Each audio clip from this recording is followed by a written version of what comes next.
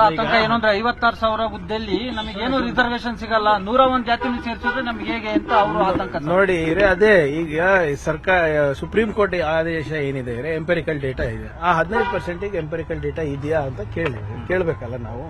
ಈಗ ಅದು 15 ವರ್ಷದ ಹಿಂದಿನ ಸೆನ್ಸಸ್. ಅವಾಗ ಅಂಕಿಅಂಶಗಳು ಏನಿತ್ತು ಹೇಗಿತ್ತು ಅಂತ ಯಾರಿಗೂ ಗೊತ್ತಿಲ್ಲ. ಅವಾಗ ಈ ಫ್ಯಾಕ್ಟರ್ ಅನ್ನ, ಈ ಡೇಟಾ ಪಾಯಿಂಟ್ ಅನ್ನೇ ನಾವು ಕಲೆಕ್ಟ್ ಮಾಡ್ಕೊಂಡಿಲ್ಲ ಅಲ್ವಾ.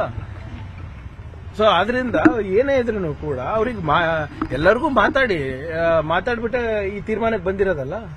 ಕ್ಯಾಬಿನೆಟ್ಗೆ ಸಬ್ಜೆಕ್ಟ್ ಹಂಗೆ ಬಂತ, ಕ್ಯಾಬಿನೆಟ್ ನಲ್ಲಿ ಹಂಗೆ ಪಾಸ್ ಮಾಡಿದ್ವಾ. ನಾನು ಹೇಳ್ತಾ ಇದ್ದೀನಲ್ವಾ, ಸಿಎಂ ಕಚೇರಿನಲ್ಲಿ 4 ತಾಸು ಎಲ್ಲರೂ ಚರ್ಚೆ ಮಾಡಿದೀವಿ. ಅದಾದ್ಮೇಲೆ ತಾನೇ ಗವರ್ನರ್ ಹತ್ರ ಹೋಗಿದ್ದು. ಗವರ್ನರ್ ಹತ್ರ ಹೋಗ್ಬಿಟ್ಟು ನಾವೇನು ಬಿಲ್ ತಡೆ ಹಿಡಿ ಅಂತ ಹೇಳಿದ್ವಾ. ದಯವಿಟ್ಟು ಸ್ವಾಮಿ ಸಿಗ್ನೇಚರ್ ಮಾಡ್ಬಿಟ್ಟು ಕೊಡಿ, ನಮ್ಗೆ ಕಷ್ಟ ಆಗ್ತಾ ಇದೆ ಅಂತ ಹೇಳಿದ್ಮೇಲೆ ತಾನೇ ಅವರು ಸೈನ್ ಮಾಡಿರೋದು. ಟೆಲ್ ಮಿ, ನಮ್ಮ ಬದ್ಧತೆಗೆ ಹೇಗೆ ಪ್ರಶ್ನೆ ಮಾಡ್ತಾ ಇದ್ದಾರೆ ಯಾರನ್ನ? How that is my only question. ನೋಡಿದ್ರೆ ಅದೇ ಕೇಳ್ತಾ ಇರೋದಲ್ಲ. ಈಗ ಕಾನೂನು, ಈಗ already everything is challenge. 6 case ಇದೆ ಸ್ವಾಮಿ, 6 ರಿಟ್ ಪೆಟಿಷನ್ಸ್ ಇದೆ. ಅದನ್ನ ಒಂದಕ್ಕೊಂದು ನೀವು ಹತ್ಕೊಂಡು ಹೋದ್ರೆ ನಮ್ಮ ಮಕ್ಕಳ ಭವಿಷ್ಯ ಹೇಗೆ ಕಟ್ಟೋದು ನಾವು? ಬರೇ ಒಂದ್ ಸಮಾಜದಲ್ಲ, ಎಲ್ಲರದು ಜವಾಬ್ದಾರಿ ಅಲ್ಲ ನಮ್ದು. ಹೌದು, ಹೆಚ್ಚು ನಮ್ಮ ಸಮಾಜದ ಮೇಲೆ ಇರ್ಬೇಕು. ಯಾಕಂದ್ರೆ ನಮ್ಮ ಸಮಾಜಗಳು ಏನೋ ವಂಚಿತರಾಗಿದ್ದಾರೆ. ಸಮಾಜದ ಏನು ಈ ವ್ಯವಸ್ಥೆನಲ್ಲಿ ಅಡಿಪಾಯನಲ್ಲೂ ಇಲ್ಲ. ಒಮ್ಮತದ ನಿರ್ಧಾರಕ್ಕೆ ಬರಕ್ಕಾಗ್ತಿಲ್ಲ ಸರ್ ನಾಯಕರುಗಳು. ಯಾವುದು ಸರ್? ನಾನು see whatever it is, ನಾನು ಅದೇ ಹೇಳ್ತಾ ಇದ್ದಿಲ್ಲಲ್ಲ.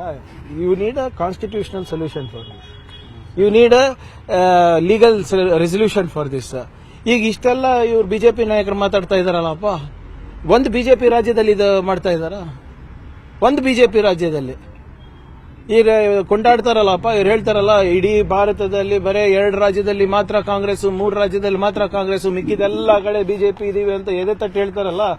ಯಾವ ಬಿಜೆಪಿ ರಾಜ್ಯದಲ್ಲಿ ಮಾಡಿದಾರೆ? SCP TSP ಹಣ ಮೀಸಲಿಟ್ಟಿದಾರ ಅವರ ಜನಸಂಖ್ಯೆಗೆ ಅನುಗುಣವಾಗಿ?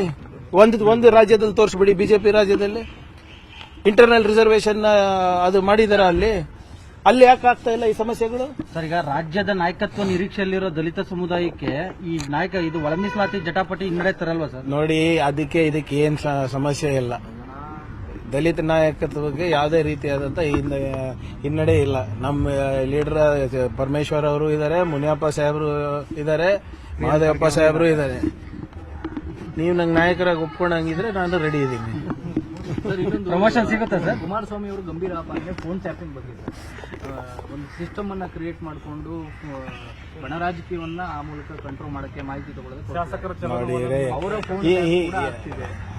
ಮತ್ತೆ ದಿನ ಅಮಿತ್ ಶಾ ಪಕ್ಕದಲ್ಲೇ ಕೂತ್ಕೊಂತಾರಲ್ಲ ಸರ್. ಕ್ಯಾಬಿನೆಟ್ ನಲ್ಲಿ ಇರ್ಬೋದು, ಅಲ್ಲಿ ದಿನ ಸಿಗ್ತಾರಲ್ಲ ಡೆಲ್ಲಿನಲ್ಲಿ. ಕೇಳ್ಕೊಳ್ಳಿ, ಇದು ಪೆಗಾಸಸ್ ಮಾಡಿದ್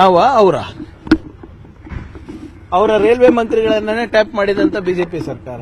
ಸುಮ್ಮನೆ ಹಿಂಗೆ ನೋಡಿ, ಒಬ್ಬ ಸೀನಿಯರ್ ಲೀಡರ್ ಆಗಿ, ಮಾಜಿ ಮುಖ್ಯಮಂತ್ರಿಗಳಾಗಿ, ಕೇಂದ್ರ ಸಚಿವರಾಗಿ ಹಿಂಗೆಲ್ಲ ಸಾಕ್ಷಿ ಇರಲಾರದೆ ಮಾತಾಡಿದ್ರೆ ನಾವೇನ್ ಮಾಡಕ್ಕಾಗುತ್ತೆ? It's a serious crime that ಈ speaking of. BJP R Ashok ಅವರು ಇರ್ಬೋದು, ಕುಮಾರಸ್ವಾಮಿ ಅವರು ಇರ್ಬೋದು, ಯಾರೇ ಇರ್ಬೋದು, ಎಲ್ಲಿ ಏನು ಹೇಗೆ ಅಂತ ಹೇಳಿದ್ರೆ ಗೊತ್ತಾಗ್ತದೆ. ಈಗ ಆ ಶಕ್ತಿ ನಮಗಿದ್ರೆ ಯಾರ್ದು ಮಾಡ್ತಾ ಇದ್ವಿ ನಾವು ಹೇಳಿ? ಪಾಪ ಅವ್ರಿಗೆ ಯಾಕೆ ಹೇಳ್ತೀವಿ? ಇನ್ನ ದೊಡ್ಡ ಮೀನುಗಳವೆ.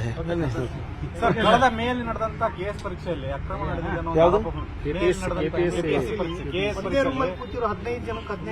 ಒಂದೇ ಪ್ಯಾನೆಲ್ 2-3 ಜನ ಕೇಸ್ ಆಯ್ಕೆ. ಅದ್ರ ಬಗ್ಗೆ ಹೆಚ್ಚು ಮಾಹಿತಿ ಇಲ್ಲ ನನಗೆ. ಆದ್ರೆ ಒಂದ್ ಮಾತ್ರ ನಾನು ಹೇಳಲಿಕ್ಕೆ ನಾನು ಬಯಸ್ತಾ ಇದ್ದೀನಿ.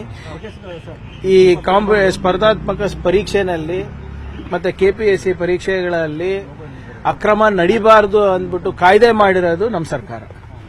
ಪ್ರಿವೆನ್ಷನ್ ಆಫ್ ಕರಪ್ಷನ್ ಇನ್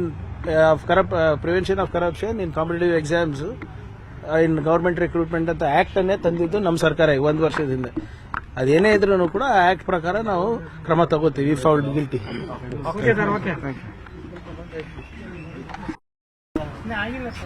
ಭೇಟಿ ಆಗಿಲ್ಲ ಅಂತಲ್ಲ. ನಿರ್ಭೀತ, ನಿಷ್ಪಕ್ಷಪಾತ, ವಿಶ್ವಾಸಾರ್ಹ ಸುದ್ದಿಗಳಿಗೆ ಮತ್ತೊಂದು ಹೆಸರಾಗಿರುವಂತ ನ್ಯೂಸ್ 18 ಕನ್ನಡ ಈಗ ಆಪ್ನಲ್ಲೂ ಲಭ್ಯವಿದೆ. ದಯವಿಟ್ಟು ಇಲ್ಲಿರುವ QR ಕೋಡ್ ಅನ್ನ ಸ್ಕ್ಯಾನ್ ಮಾಡಿಕೊಂಡು ಆಪ್ ಅನ್ನ ಡೌನ್ಲೋಡ್ ಮಾಡೋದಕ್ಕೆ ಮರಿಬೇಡಿ. ನಿಮ್ಮ ಬೆಂಬಲ ಹೀಗೆ ಸದಾ ನಮ್ಮೊಂದಿಗಿರಲಿ. ಧನ್ಯವಾದ.